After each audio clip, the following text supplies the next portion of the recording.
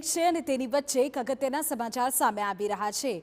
માહિતી આપને આપી દે, વાવ પેટા ચૂંટણી અંગે મોટા સમાચાર અત્યારે સામે આવી રહ્યા છે। જે પ્રકારની રાજકીય ગતિવિધિ અત્યારે જોવા મળી રહી છે, માવજી પટેલ સામે આખરે ભાજપે એક્શન લીધા છે। અપક્ષ ઉમેદવારી નોંધાવ્યાના આટલા દિવસો વીત્યા બાદ હવે ભાજપે તેમને સસ્પેન્ડ કર્યા છે। अपक्ष उम्मीदवारी करनार मावजी पटेल के जेओनी पासे बनास बैंकनी पण जवाबदारी रही है, बनास बैंकना डिरेक्टर है। मावजी पटेल सहित आम तो अन्य 5 ने भाजपे सस्पेन्ड कर्या छे। पक्ष विरोधी प्रवृत्ति करवा बदल भाजप हाईकमांडे सस्पेन्शननु कार्य कर्युं छे। माहिती मळी रही है ते अनुसार मावजी पटेल उपरांत लालजी पटेल, देवजी पटेल ने पण सस्पेन्ड करवामां आव्या छे।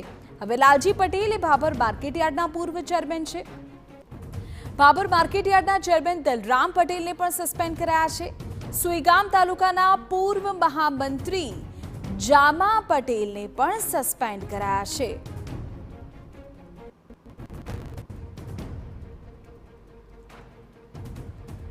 તો આ તરફ સસ્પેન્શન બાદ માવજી પટેલની પ્રતિક્રિયા સામે આવી છે।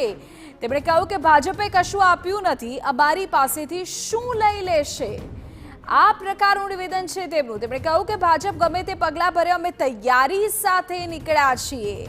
કોઈ પક્ષની મહેરબાનીથી જીવતા નથી, પ્રજાની મહેરબાનીથી જીવીએ છીએ। હોદ્દો નથી, કોઈ પદ નથી, ભાજપે કશું આલ્યું નથી અને અમારી પાસેથી શું લે એને એના સિવાય બીજું કશું છે ને, કદી આપ્યું નથી। કોઈ લાલજીભાઈને આપ્યું નહીં, કોઈ મને આપ્યું નહીં, બીજાને નથી આપ્યું।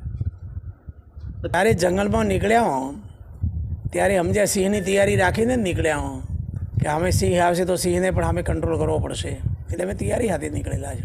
કશો કર્યા અમારા માટે, અમારી ટીમના અડીખમ છે, આના બધાના આશીર્વાદ છે। એ અમે કોઈ ભાજપની મહેરબાનીથી હોય નથી જીવતા, સમજ્યા કે નહીં। કોઈ પાર્ટીની ક્યારેય મહેરબાની ઉપર નથી જીવતો, અમે તો પ્રજાની મહેરબાનીથી જીવવાવાળા માણસ છીએ। તો વાવ પેટા ચૂંટણીનો આખો માહોલ કે જેમાં હવે વધુ રાજકીય ગરમાવો આવ્યો છે। માવજી પટેલના સસ્પેન્શન મુદ્દે સાંસદ ગેનીબેનને પણ પ્રહાર કર્યા। કહ્યું કે આ તો ભાજપની રાજનીતિનો ભાગ છે, ભાજપના ચાવવાના અને બતાવવાના દાંત અલગ છે।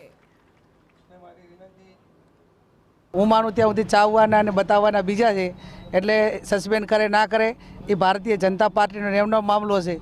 પણ એ હું સમજુ છું ત્યાં સુધી એ એમની એક રાજનીતિનો ભાગ